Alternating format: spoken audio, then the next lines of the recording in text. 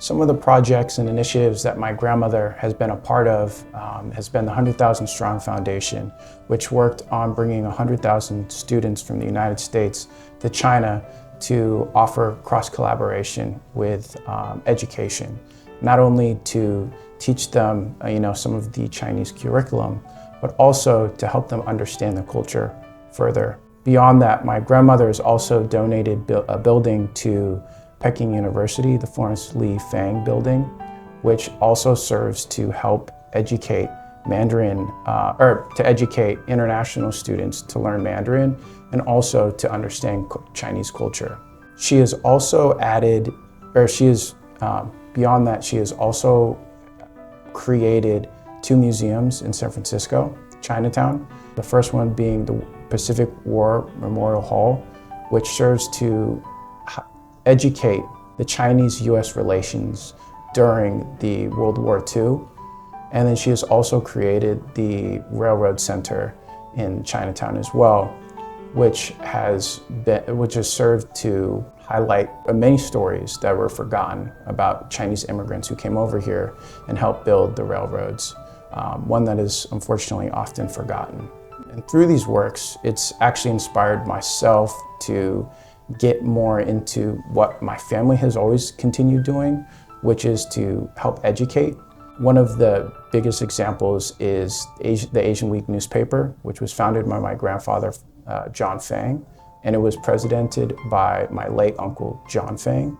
This publication really served to share the Asian American stories throughout the United States that weren't really being highlighted at major newspapers.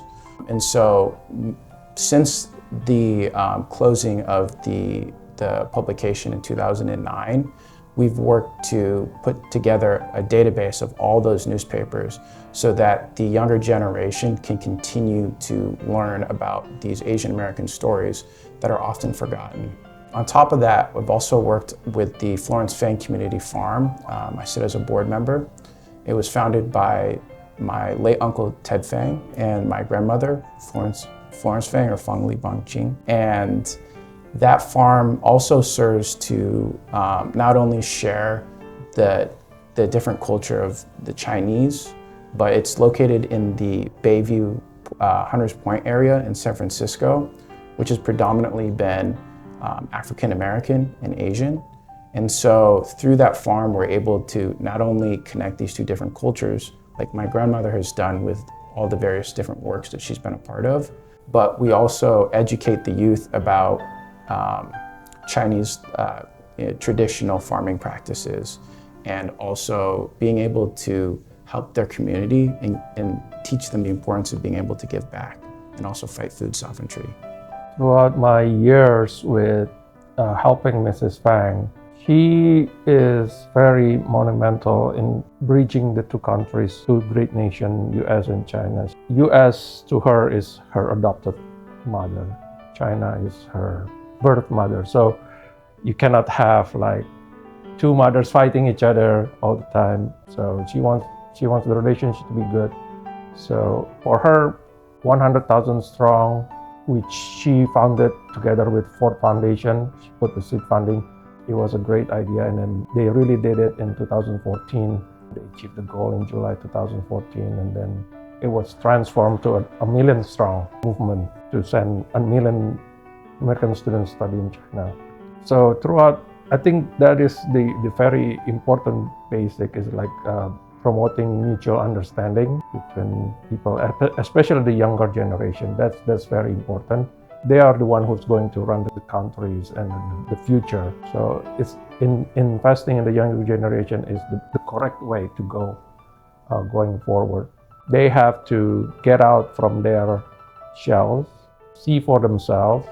So for American, they have to go to China. And from China, they have to go to America.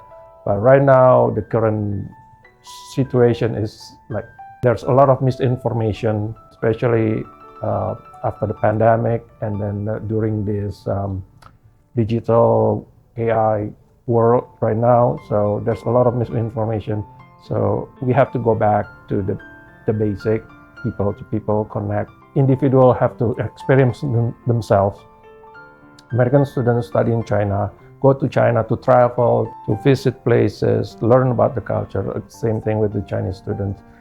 They have to come to America. They have to see what America is like for themselves. And it have to be equal. It have to be the same.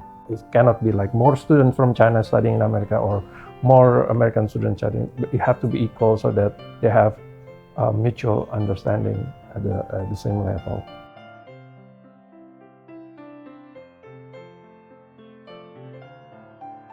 I think it's a culture that is sometimes misunderstood by the Western world, but I think through collaboration, through programs like the 100,000 Strong Foundation, now the 1,000,000 Strong, or just cross-cultural programs, we can have a better understanding of what China really is and the amazing improvements that they've done in various different technologies, medical breakthroughs, and giving them their roses. So my first experience when I went to China, I wasn't really sure exactly what to expect because I would say that Asian Americans tend to be much different than people in China. But what I came to see was everyone in China was so friendly and so helpful in helping me navigate all the complexities of the train system or the roads, the taxis. So everyone was very, very helpful. I'm fifth generation Chinese, born in Indonesia.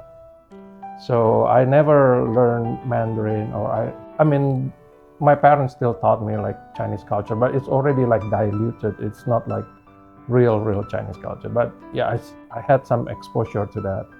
But working for Miss Fang is like, she brought me back and then kind of like get in touch with the roots of my ancestors. So for me, it's like the Chinese people is very welcoming.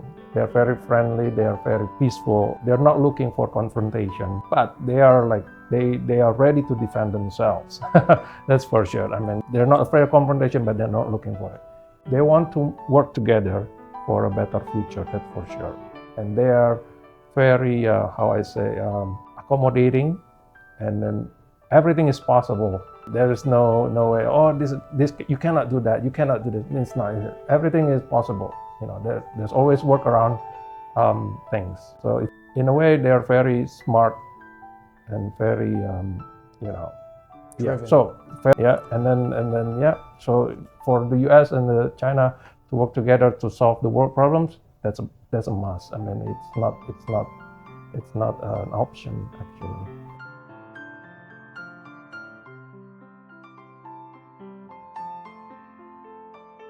So the work that my grandmother has done over my entire lifetime has been to connect the two nations together.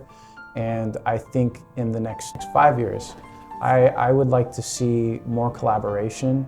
And I think together we can continue pushing the threshold of what we think is feasible or possible through collaboration with education, technology, and a bunch of medical breakthroughs that have been done in China and the United States. What I want to see is actually more collaboration on the people-to-people level. It's on the national level, United States and China have two different government systems, so it's very hard to get to them to meet at the same eye level. But from the people to people, human being to human being, we can do it. So if we have a mutual understanding between the peoples, and then we can help each other. Like Sean says, maybe in the medical world, China is advancing very rapidly. I mean, United States have to catch up and then to learn and use the new technologies to solve, health problems here in the US. So I myself actually just got my passport renewed. So that was kind of halting some of my travel plans. But moving to the future, I would definitely love to travel to China, hopefully within the next 6 months to a year, to visit some family that I have out there. They're kind of located in different areas, but probably I'd like to go back to Shanghai. I have 2 kids, so I would like to bring them to China to get. Ms. Fang always told me, "Oh, you'll never be a real Chinese person if you haven't been to the Great Wall, right? So that's what I want to do. I want to bring my kids to the Great Wall so they can see for themselves how great it is, how grandeur that is, and then for them to be able to say, "Oh, I've climbed the Great Wall." So that's one step. Yeah. So I plan to go maybe next year during one of their breaks from school. I'll bring them to China